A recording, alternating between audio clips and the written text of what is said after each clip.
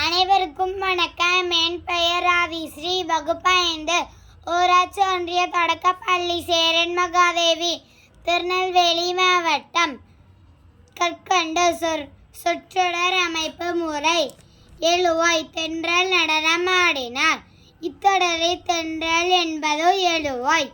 ஒரு தொடரில் யார், எது, எவை, யாவர் என்னும் வினாக்களுக்கு விடையாக வரும் சொல்லே எழுவாய். எழுவாய் எப்போதும் பெயர் சொல்லாகவே இருக்கும். செய்யப்பட்ட பொருள். தென்றல் நடனம் ஆடினார்.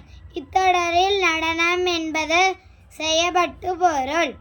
ஒரு தொடரில் யாரை, எதனை, எவற்றை என்னும் வினாக்களுக்கு விடையாக வரும் சொல்லே செய்யப்பட்ட பொருள்.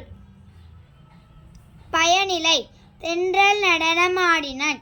இத்தொடரில் ஆடினாள் என்பது பயனிலை. ஒரு தொடரை முழுமை பெற செய்யும் சொல்லையே பயனிலை என்கிறோம். எழுவாய், பயனிலை, செய்யப்பட்ட பொருள் ஆகிய மூன்றும் ஒரு தொடரின் பகுதிகள் ஆகும்.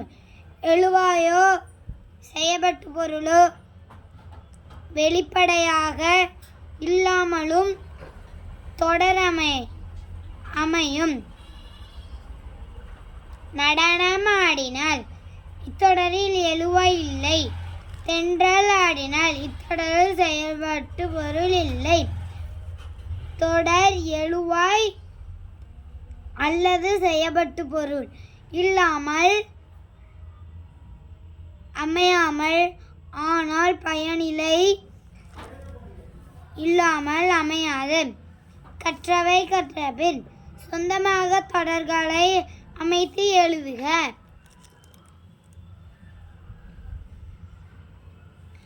நன்றி, வணக்கம்.